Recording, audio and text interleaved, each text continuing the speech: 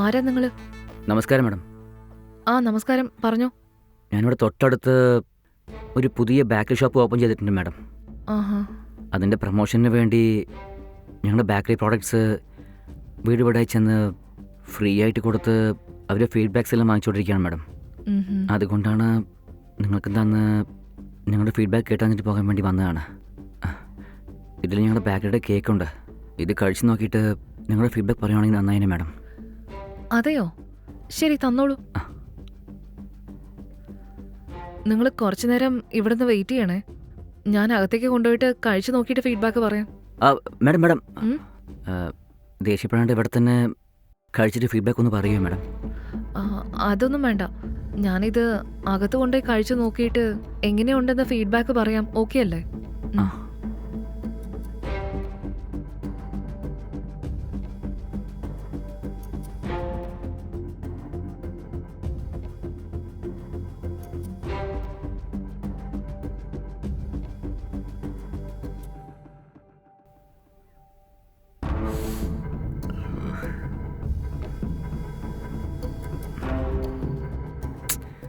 ഇവളാണെങ്കിൽ cake എടുത്തുകൊണ്ട് അകത്തോട്ടേക്ക് പോവുകയും ചെയ്തു. ഒരുപാട് സമയമായല്ലോ. കഴിച്ചോ ഇല്ലെന്ന് പോലും അറിയില്ല.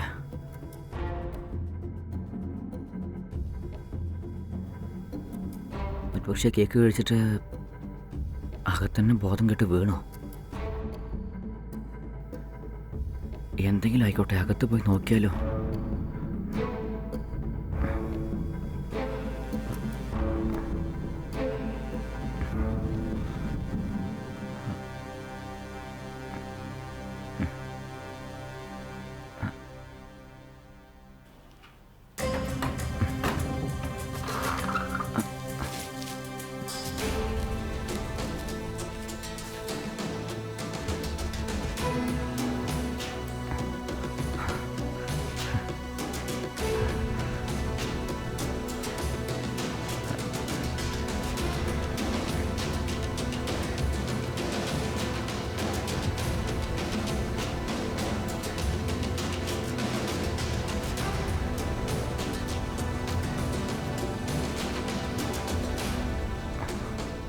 മാഡം മാഡം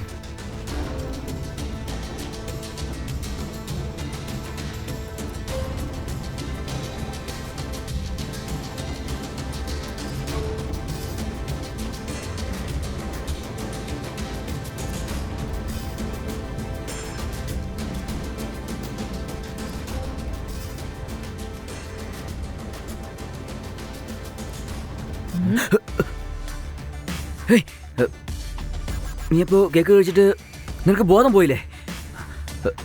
ഇല്ലടാ. Hello, police station. ഈ കേക്ക് കൊടുത്തിട്ട് പെമ്പിള്ളേരെയൊക്കെ പീഡിപ്പിക്കുന്ന ഒരാള് എൻ്റെ വീടിൻ്റെ മുമ്പിൽ തന്നെ നിൽക്കുന്നുണ്ട്. നിങ്ങളൊന്ന് പെട്ടെന്ന് ഇങ്ങോട്ടേക്ക് വരികയാണെങ്കിൽ അവനെ കൈയോടെ പിടികൂടാം. താനെന്തായാലും ഇങ്ങനെ കുടുങ്ങി പോവെന്ന് തീരെ പ്രതീക്ഷിച്ചില്ല അല്ലേ?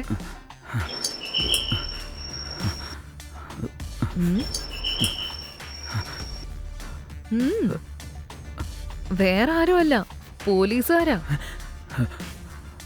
നിന്നെ കൊണ്ടുപോകാൻ വേണ്ടിട്ട് അവരിങ്ങോട്ടേക്ക് വന്നിരിക്കുന്നത്. ഇനി നിനക്ക് അവരുടെ കയ്യിൽ നിന്ന് രക്ഷപ്പെടാൻ ഒരു വഴിയുമില്ല. ഇതുവരെ നീ എത്ര പാവപ്പെട്ട പെമ്പിള്ളേരുടെ ജീവിതമായിരിക്കും നശിപ്പിച്ചിട്ടുണ്ടാവുക. നീ ചെയ്ത പാപങ്ങൾക്കൊക്കെ ഇനി ജയിലിൽ കിടന്ന് നരകിക്ക്.